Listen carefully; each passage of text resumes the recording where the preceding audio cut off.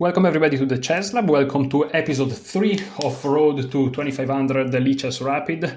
We are using Knight f3 repertoire by Nate Solon. We are using the Nimzowitsch Sicilian against 1 e4, and against 1 d4 we are using Sam Shankland Semislav, and against everything else we are using Sam Shankland sidelines against White's options. So let me see if you can see everything. I think that I want to have the board a little bit bigger like this. Okay, so my opponent played e4, I played c5, my opponent went knight to f3. The Nimzowitsch Sicilian, you're probably wondering what is that? Well, he's characterized by the move knight to f6 against the open. And this game is exactly the same as yesterday. I'm having a terrific deja vu right now. We are against Gun Al Motors 16. That's the main move. Let me drink some water.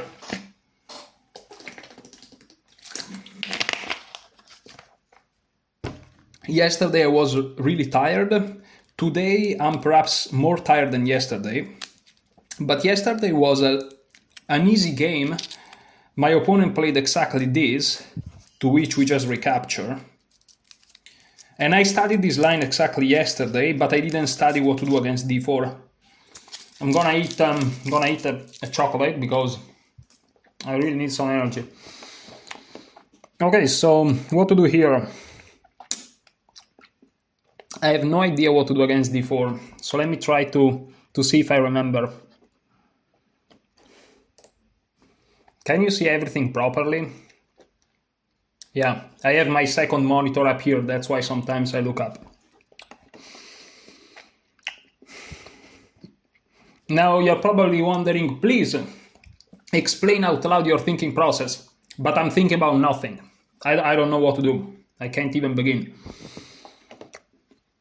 So of course I can take, and then they can take with the queen, which attacks the knight. I don't like this.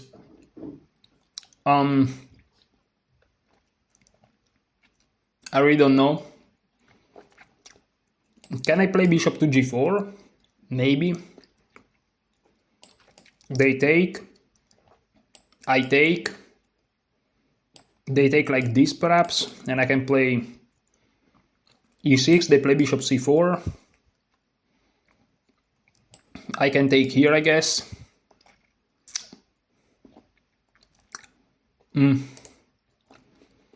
I really don't know what to do. Knight c6 perhaps. They take. And I take, tripling their pawns. I think that's the solution, actually. I think that's the move.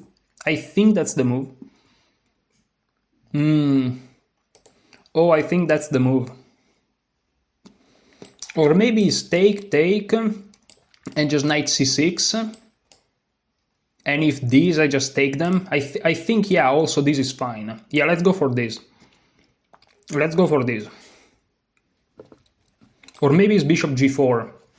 I think there is a line where they triple their pawns. Maybe this is the line. They can push though, I didn't even thought about that. That's so bad. Of course they can just push. What am I thinking? I should have played e6.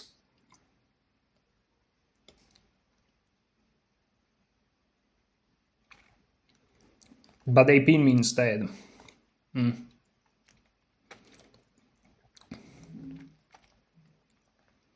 Now they are perhaps threatening this. What if I play bishop to d7 here? If they take, I have this move. And here I feel like I'm better. If they push though, what do I do?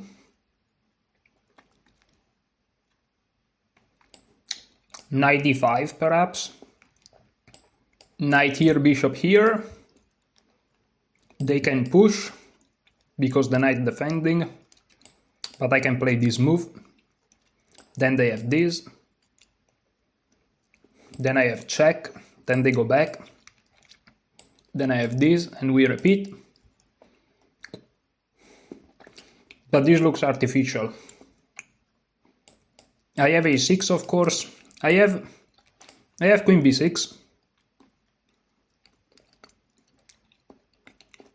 I have queen a5. They have to take, I win the bishop pair. Yeah, I'm gonna go with queen a5. Looks tricky, but...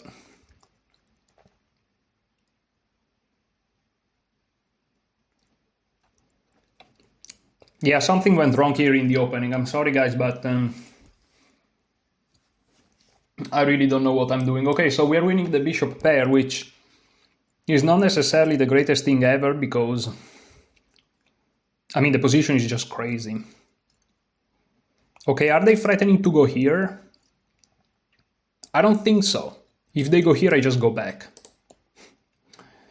Can I go here, perhaps? But I don't see the follow-up. I want a castle short so badly, I should say.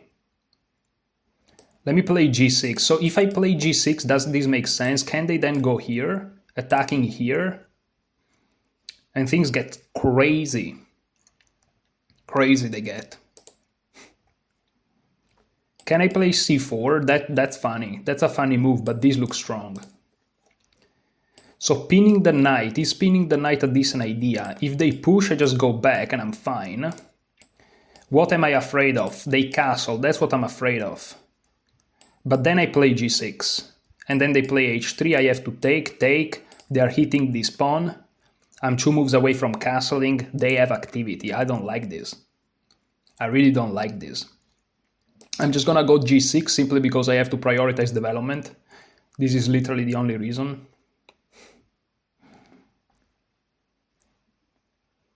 But it's scary.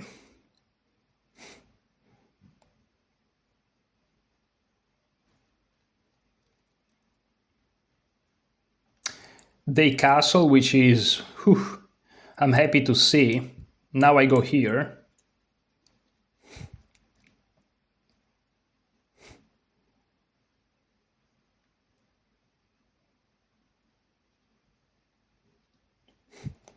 And I'm in trouble, I'm in big trouble here. Yeah, of course. Now, castling, of course, is a move. Then they take, then I go here. They have to go back, otherwise... well, they have this move, but no, then I push, that's not good. So I castle, they take, I go here. They go here all the way, let's say, and then I take here. They take with the pawn. And I pin this, and then they go here, and I have c5. I think it works. I'm sacrificing a pawn, guys. I'm sacrificing a pawn. He takes it with no hesitation. Not sure about that. But, well, maybe I'm missing that this works. But how does this work? There's no way this works. Am I crazy? I'm just going back. Of course, he can defend like this, but then I thought that this is good. I didn't even spend time calculating much, but maybe I should have. Maybe he plans to sacrifice the whole house, which looks interesting, not gonna lie.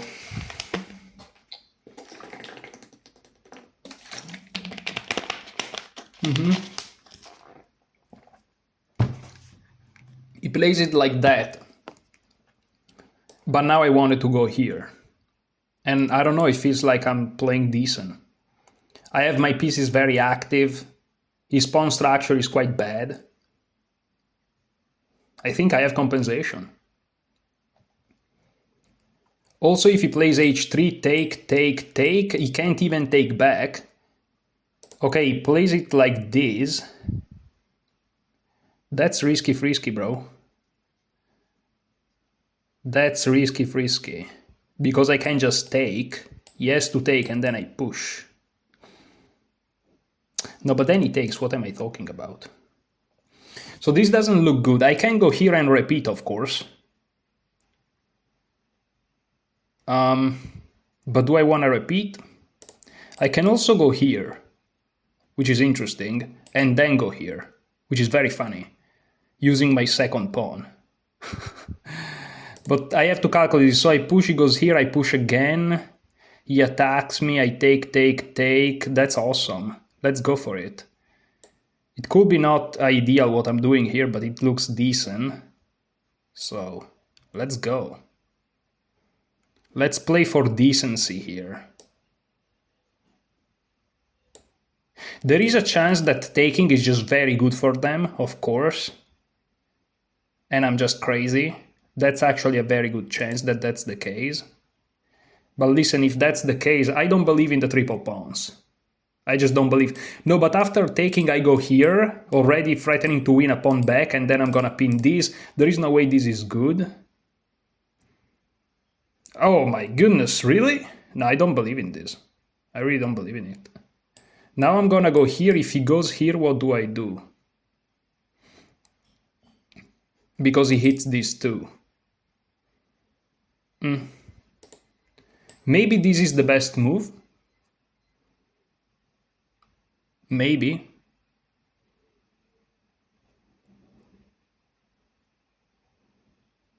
Maybe that's my best shot. I go here, he goes here. Let's keep sacrificing material. Here, now taking. And yeah, that's great. Let's go. Let's go. Oh no, but there is this. Ah.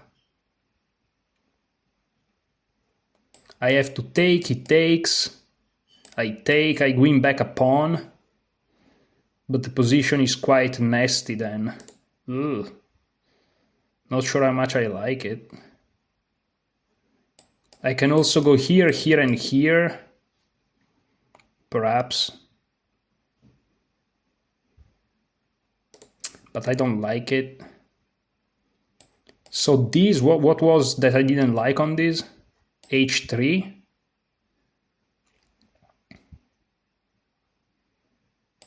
Take. Oh no, take, there is this. Awesome.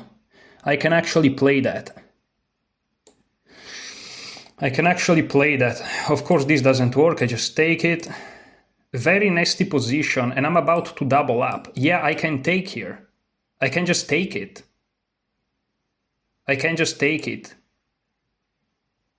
Yeah, he has to take it like this, but now I wanted to double up here. That was my goal. Which rook? I'm gonna go with this one. Maybe this is wrong. But now how he defends this bishop? That's my question. How do you defend this bishop? The bishop is pinned. How do you defend the bishop? It's not an easy question to answer. If you go here, well, I can just take it, but I'm gonna take your queen. And I'm gonna thank you for the rook. Wow. This may be it unless I'm missing something. My apologies, guys, because when I'm playing chess, I just get carried away, and I don't know if what I'm saying. I don't remember what I said. It's like I woke up right now. I was just in the flow, which is great, but for the commentary, maybe it's not good. I'm sorry if I was in the flow completely, but I have no idea what I said. So maybe my commentary was amazing, or maybe it was trash. But let me tell you, it was sincere. That's for sure. And it's not over. I mean, in my mind, I'm just winning his bishop because rook here is not possible, something that I noticed. And yeah, he definitely has a great pawn structure.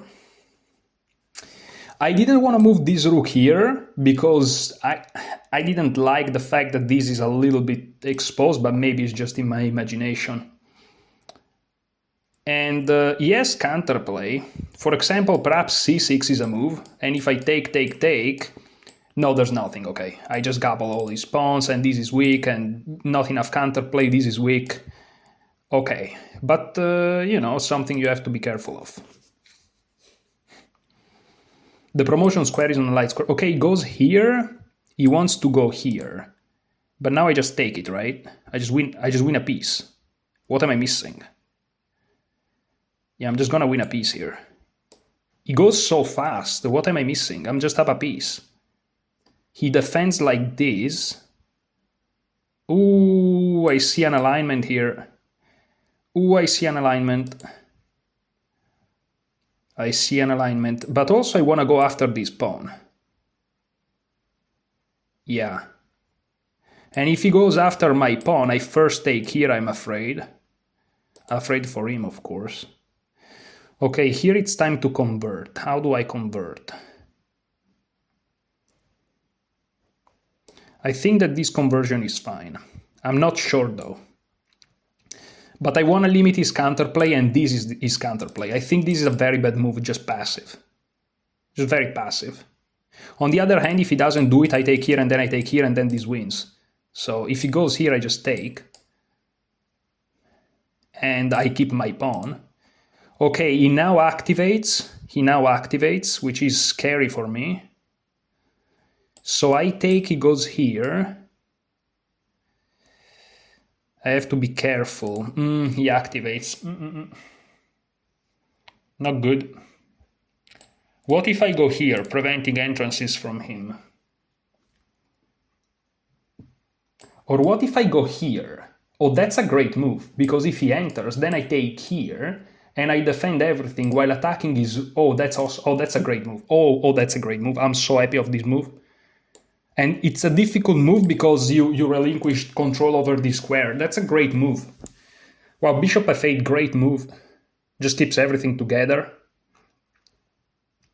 It's a great move. I hope he plays rook b7 because I'm afraid there are better moves for him. And if he founds them, then not sure. Okay, he goes here. But this move is so great, he also defends the pawn, believe it or not. Because if he takes, this now wins his rook. And I'm about to go here, closing this option. And he resigns, and we win this, we bring this home. Unbelievable, the bishop does the job, and we are now over 2000. Let's go, GG's guys, GG's. GG's. How much is it? 16 minutes, that wasn't that long of a game either. And now let's see. Yesterday I felt like I played not so precise chess, and I played very precise chess, whereas today I think that I played very precise chess, and so I'm expecting to see actually a lot of mistakes, because that will surprise me. And usually when I look at the evaluation of my game by the engine, I'm always surprised. And here he comes, already I see an inaccuracy, queen a5 inaccurate. Yeah, I was losing in the opening, terrible. He blundered though. Yeah, today wasn't... yeah, that queen a5, I felt like that queen a5 wasn't the greatest thing ever conceived by humankind. One inaccuracy and one mistake, I told you. Today I felt like I played precise and I didn't. Because you always get surprised. But I still managed to have accuracy above 90, which is... But with less moves, this game wasn't that precise. So e4, c5, knight f3, knight f6, knight c3, d5, takes, d4. I have no idea what to do here. Zero. Knight takes looked good though. And after b takes here, what in the world should I do? g6. Oh, g6 immediately. Of course. Of course g6 immediately. Of course. Of course you play g6. What else? Bishop checks, bishop d7. And a4 is not in the course, but I guess they just take and I take with a queen. Yeah, of course g6. Of course. Unbelievable. But see, this is the journey. This is the journey. And this is something that, notice, 2 games in the Ninzovich Sicilian, in 2 games, they played knight c3. So knight c3 seems to be the move that people go for. Maybe they don't realize that they can just play this, but maybe they don't like to overextend the pawn, which I understand. Maybe after this they see that this is not playable and they don't like it. Fair. So knight c3, and after this they take. People tend to take. I don't think it's the best move, or maybe it is, I don't remember. But definitely they tend to take. Well, the evaluation by the engine looks good. And here the move that I checked from the course is bishop b5 check, even though in the course d4 is present if I'm not mistaken. So I'm gonna check it today to refresh my memory. And here I managed to remember that taking is the idea, because I remember that every time they take, they have the triple pawns. I remember the triple pawns. So I think that in the course knight takes c3 is the move, even though I'm not 100% sure. B takes, and here knight c6 is just a bad move, but I think that I said it too. It's like, why did I play knight c6? Yeah, and here d5, and I also mentioned it. Yeah, this is due to like... because before playing the game, things happen here, and my brain wasn't fully in chess. Because I studied chess today, and then I did other things outside of chess, and for different reasons they really took my mind, and then I just straight up started playing the game, so my mind wasn't into it at all. And this is a sign of that. Knight c6 is just so bad. g6, of course you play g6. g6 is just so natural. You already have this c5 pawn, you just add the bishop. It's like Grunfeld-like position. I went for something like this, but later, when it just doesn't make any sense. I mean, it made sense, but I had to do it now. It was very important. Yeah, here I just have, and it's plus 0.2, which is 0.0 higher depth. So already black equalizes here if I play g6, which is very unfortunate. So knight c6, bad move. My opponent got perhaps a little bit excited with bishop b5, which again pins a knight, looks good, ready to castle, but there are some practical problems. d5 would already pose tremendous issues. I would have to go back, and I don't know what I'm doing here. Bishop b5, bishop d7, rook b1. No one will play rook b1 ever, but it is a move. But even if he just takes me and then castle, I guess he just has a decent position. So, okay, after bishop b5, there are some practical issues for my opponent, namely queen a5, which the engine doesn't like it much, but I like it as a practical approach. e6, I had to basically, which I mentioned, I think, if I didn't, I thought about it.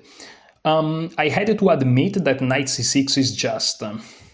it's just not a very good idea, and I have to prevent this d5 with e6. I really have to do it, and just own to my mistake, but I didn't. I was stubborn, which sometimes is good, sometimes it's bad. I mean, it can pay off, but it can also backfire.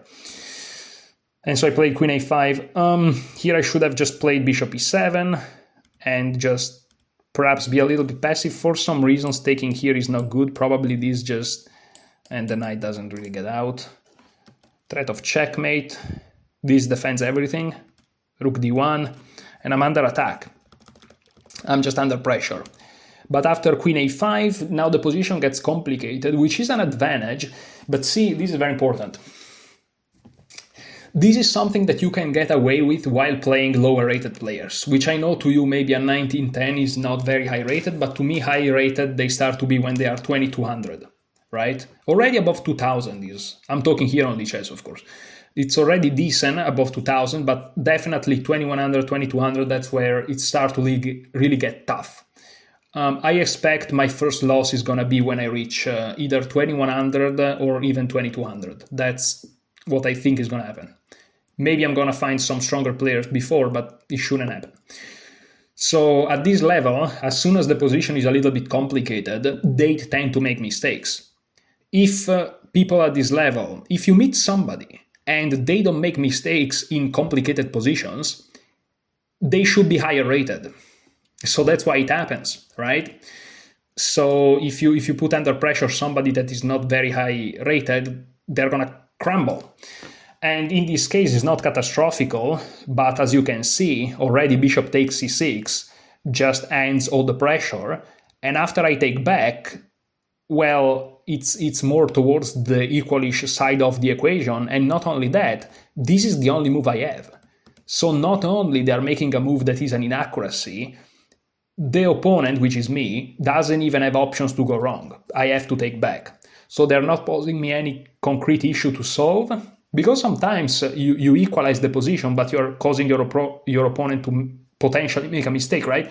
That's not the case. He makes an inferior move, he doesn't make me think, and it doesn't even make me waste time. Like, this is really bad. He should have gone rook b1, which I admit is a very tough move.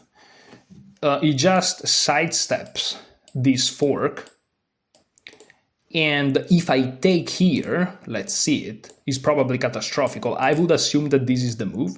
Let's see with the engine. Yeah, bishop d2.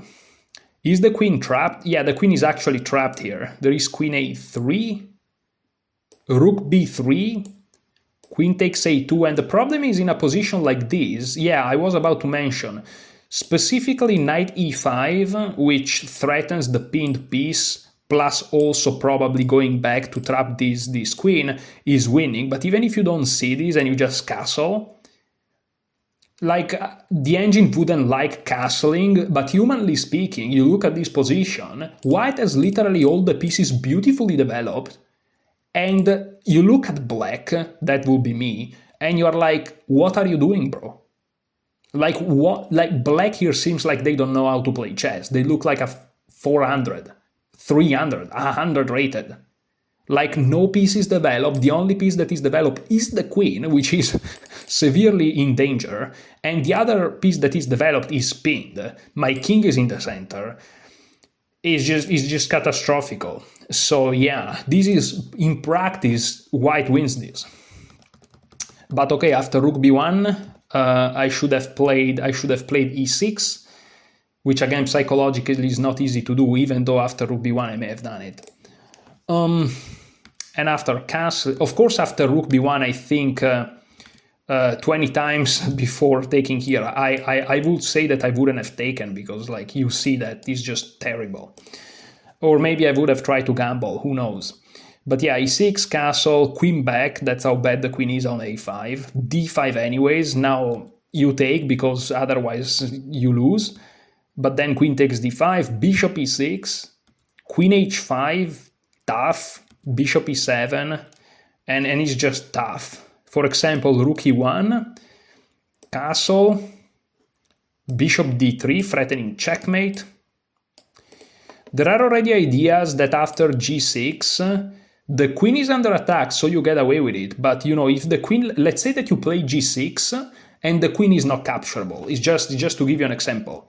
Then there are ideas of rook takes. Of course, you will take the queen, right? But let's say you can't, you take here, then bishop takes.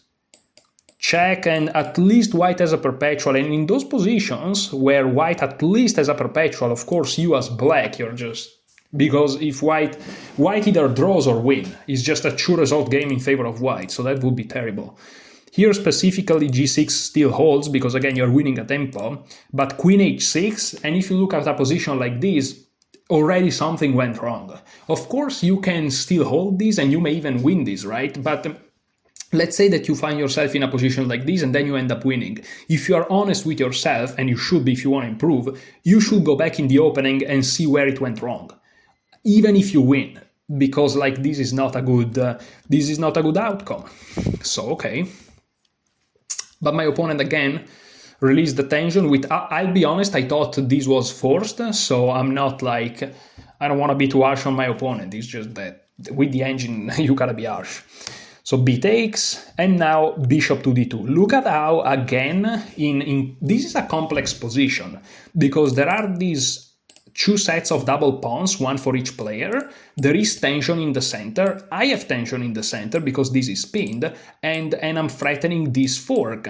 So even though after, let's say, it's my turn, if I play this and this, like we already saw, it's not so clear who's doing good here. If we click on the threats, yeah, it seems like queen c3 in this particular position is actually good, but, you know, again, in practice, this is the engine. In practice, it's not so obvious. And again, this is the second move in a row that my opponent has to find and to make a decision in a complex position. And the first decision is wrong, and the second decision is wrong. This is truly instructive, and it should be inspiring for you. Especially if you're lower rated than my opponent. You may think it's the opposite, but no. You can see that even a player of rated above 1900 here on Lichess struggles in complex positions. Is not a given. And the stronger player, at least on paper, which would be me, can easily make mistakes in the opening. So, you know, and in this case in the opening, but you will see in future games, I'll make mistake all over the place. You just have to be patient for my mistakes, guys. They're gonna come, don't worry. And here, okay, I looked at this position and I played g6, which the engine doesn't consider an inaccuracy, but if you look at the evaluation, it kinda is. C takes d4 would have been more accurate, but I didn't like the fact that my queen has to move again, because white is about to castle and my king is in the center. Now, of course, the engine has no problems because sees everything. But I didn't feel very comfortable. Already a move like queen a6, that is the second recommendation, already I like it much more because it's preventing castling.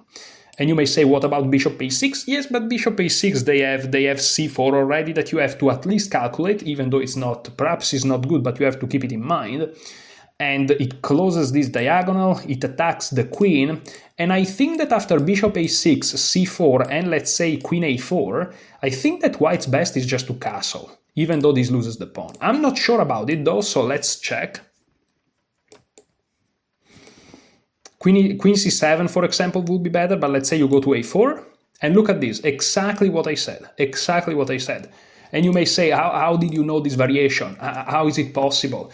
Because it's about dynamics, right? Dynamics, I don't know what the right pronunciation is. Like, white main team here is to castle. Pawns are important, of course. If you are in an endgame with 3 pawns and your opponent has 0, you're going to win. But in middle game positions such as this, other elements come into play. So hopefully this small variation here is very instructive for you guys. But okay, he played bishop d2, which again, look, the better move would have been to castle. And here if I take, now bishop d2 seems to be very, very good, but even rook b1. And this really shows that you can't play chess like this, right? And you may say, yes, but I don't see a concrete reason, but sometimes it doesn't matter. Right?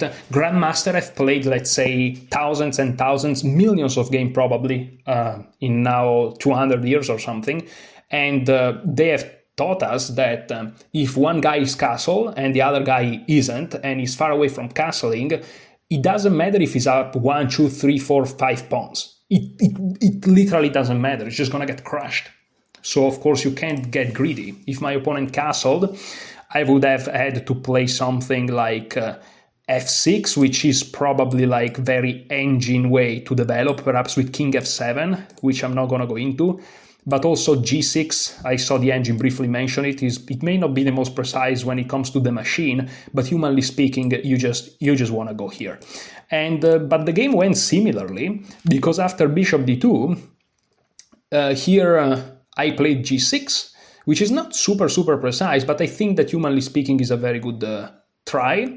My opponent castle, I went bishop g7, here my opponent went rook e1, and here I'm so happy. I am so happy and proud of myself for having just played castle. I am so proud.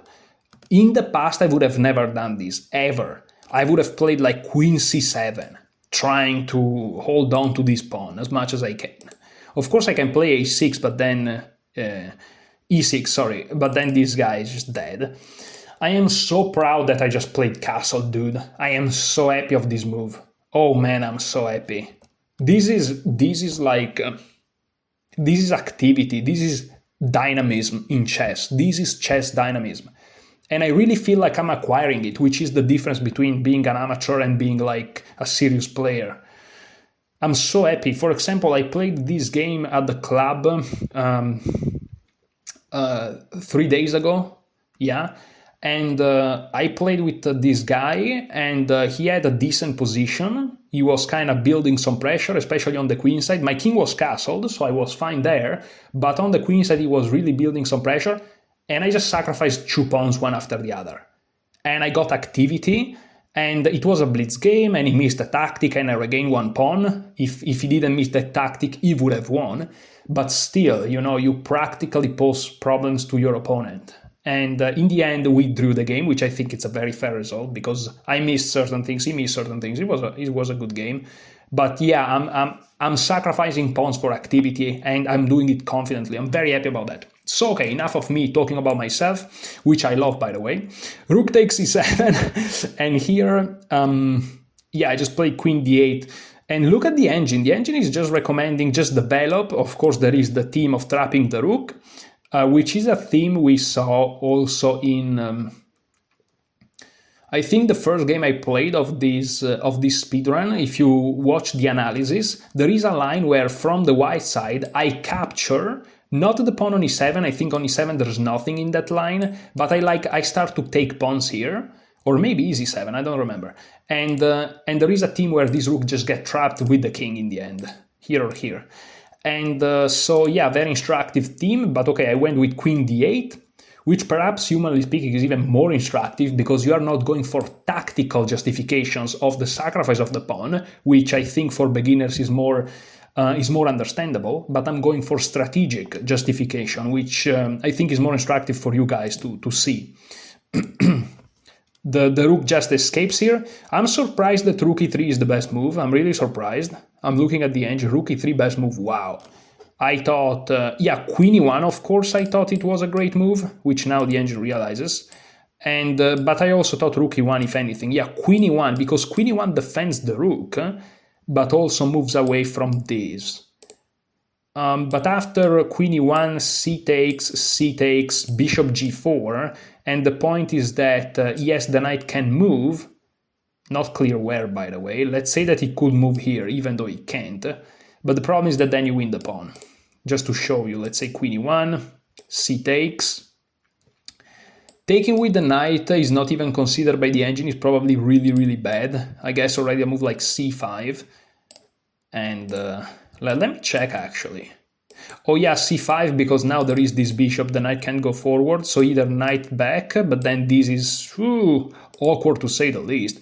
But even after knight b3, yeah, look at how everything comes together. Now you have bishop e6, you're threatening to take here, and okay, there is the queen, but this guy may be hanging, and you're also threatening the rook, because why not? Yeah, here there are some tactical ways to justify. Notice how this sacrifice that I mentioned during the game is actually a thing. But okay, let's not lose ourselves too much. It's already 36 minutes. I noticed that the average length of this video is around 40 minutes, so let's keep it like that.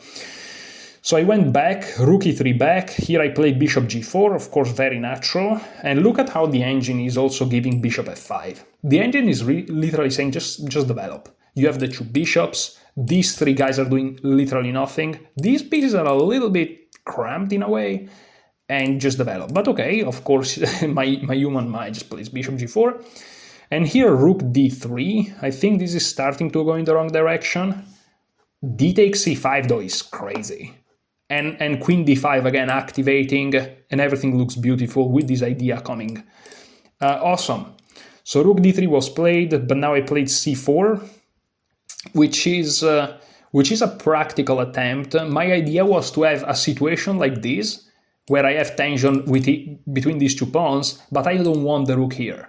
And so I just created that, exploiting the fact that I have the double pawns. So as you can see, the double pawns can be an advantage, because you push one, and usually, if you don't have double pawns, this pawn is just bad.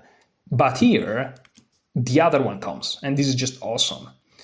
And here d takes c5 is actually the best move, which is just insane. Props to my opponent to have the balls to play it, because it's not an easy move. Of course, you have to be able to follow up correctly, but still, I think that intuitively he got the right point.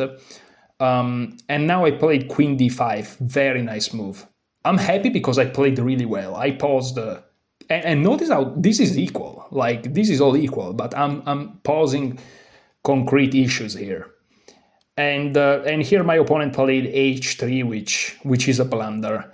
It's not such an obvious blunder, but it is. And queen c1 would have been better. But then I just take the pawn, and now I'm just down one pawn, namely, well, you choose which one of these two pawns is the one pawn that I'm down. And it's just, this is not being down a pawn, you know what I mean? In fact, this is just equal. And my pieces are better coordinated, this bishop is a monster, this bishop... Well, let's just say that this guy is a dragon, this guy is a bishop. So, yeah, but knight d4, and at least he gets an outpost. h5 to just make sure that this bishop doesn't hang. Rook to g3, rook to e8, just developing, occupying an open file. Bishop h6, trying to trade dark square bishops. Bishop to e5. This is the engine equivalent, by the way, of bishop h8. The reason why the engine moves this rook and not the other one is because he wants to sidestep this, which was another idea behind queen to, sorry, my apologies, behind queen c1, right? He wants to create this concept. And the engine, of course, sees everything, just a monster. And the engine here, probably after knight d4, sees that the idea is to win a tempo, to then go here. The engine is crazy, and so he defends, so now he has the time to move the rook and the time to move the bishop. Beautiful, beautiful line by Stockfish here, of course. Bishop f4, insisting, And here the engine is like, you human with your concepts like the dark square bishop is important, you fool. And okay, now we have opposite color bishop, which is just a rationalization that I make as a human, but the engine doesn't think in these terms. The engine is just calculating like a monster, the monster that it is, I should say. And this is just is equal, yeah, because opposite color bishop, now it's not only equal material, but also like perfectly symmetrical. And yeah, my king is slightly weaker, however, his pieces are a little bit more passive, and under pressure, this queen is really tied down. I have more space, and but there's nothing to be done, of course. This is completely equal. Completely equal, but no, actually the engine prefers white a little bit. So yeah, I don't know what I'm talking about, guys. Don't listen to me. So h3, this is a blunder because of bishop takes f3. In the beginning, I didn't want to play queen d5 because I'm afraid of h3. But yeah, as you see, you just have to calculate. This is not possible. So I'm very happy that I didn't stop calculating. I asked myself, what am I afraid of? And sorry if I'm taking a little bit of time, but now I'm just not exposing to you. I'm also thinking for myself. Like I noticed in a couple of situations, maybe even yesterday, but today definitely, I asked myself, what are you afraid of? Because I was about to not play queen d5, but I asked myself this crucial question, and I'm like, I'm afraid of h3. And then I'm like, okay, you are afraid of h3, calculate it. See exactly what happens. See it. And I'm like, I take, and he takes. And then, of course, I noticed that this is hanging. And so I'm like, oh, he can't take like this. But if he takes with something else, of course, he's inferior. And then if he takes with the pawn, I didn't even calculate. But I'm like, if he takes with the rook, I may have something like this. Then I started to notice. And if anything, I just take the pawn. And so I played it. And h3, of course, is the critical, but I calculated it. Better would have been queen c1. But then I just take the pawn again, and I'm fine. Because again, those double pawns are not really up a pawn, and this is actually like dead equal. Very similar position to what we saw before. Why the engine says that this is equal, and then there is a bunch of absolute best moves and is slightly better for white. What? So yeah, maybe this is load up engine that is a little bit confused. So okay, but h3 is a blunder, I take, and here of course g takes f3 is the very unfortunate only move. But then rook a to d8, and the only move to not lose on the spot is rook to e2. But then look at this, bishop takes c3. Ugh. Ugh. And okay, here if you move the rook, I'm gonna win a piece anyways, and then I'm gonna support it with c3, and you can resign. I have one more rook here. It's not that I'm down an exchange, guys, I'm up a piece. So you have to take, that's the best practical approach, but then we just now I'm up an exchange.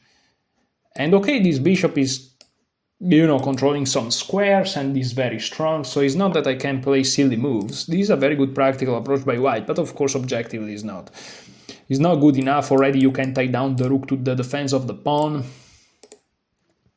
And yeah. Or rook to c8 again to go after this pawn. But okay, my opponent here played the rook takes f3. And this simply allows rook a to d8. Is this the move? Yeah. Yeah, for some reason rook f to d8 is slightly... Oh, of course. Wait, after rook f to d8, rook here, there is this. You can't take because you lose the queen. But I guess you can go back. What's the difference, sorry? That would be a blunder even, what? Wait, what? Oh, of course. Of course, after bishop f8, they just take. And after you take back, the rook hangs in the corner. Wow. Wow, I completely missed this idea. But okay, in the end I played rook a to d8 to avoid any sort of shenanigans. It felt like my king was safer, which again is just a rationalization, it means nothing concretely, but I guess that there is a reason why as humans we create principles and rationalizations, because they statistically work most than they don't. And so it went well. I guess it's all about stacking the probabilities in your favor, isn't it? So okay, rook a to d8 just felt right. Rook e3. And now, of course, I can just take, there are no tactics, there are no checks. And this is just over, and GG's. Yeah, again, going for activity is essential. Rook b1, rook a to e8, if anything, to e1, sorry, to kind of... Yeah, of course, activity is essential in endgames. He's lost because he's lost, but this is even worse. I'm happy that I found the clinical rook c8. And after rook b1, again finding the clinical, bishop f8. I was so proud of this move. Bishop f4 is just... Sorry, bishop f8 is so good. It's not impossible to see, because now my opponent realizes that going for activity is the best. And if he can achieve these two rooks here, it's a draw most likely. Not necessarily, but probably.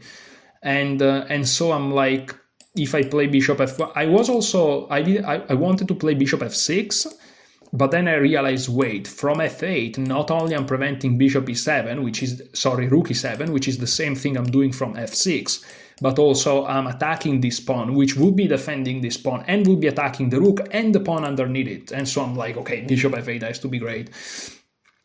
And here, yeah, bishop takes c5 is just so good. Like, bishop f1 was so good, I'm so happy to have found it. Of course, if you take check, move, and pick up the rook with a completely winning game. And the next move, I can play anything really, but he has to defend here. If he doesn't, I'll just take it.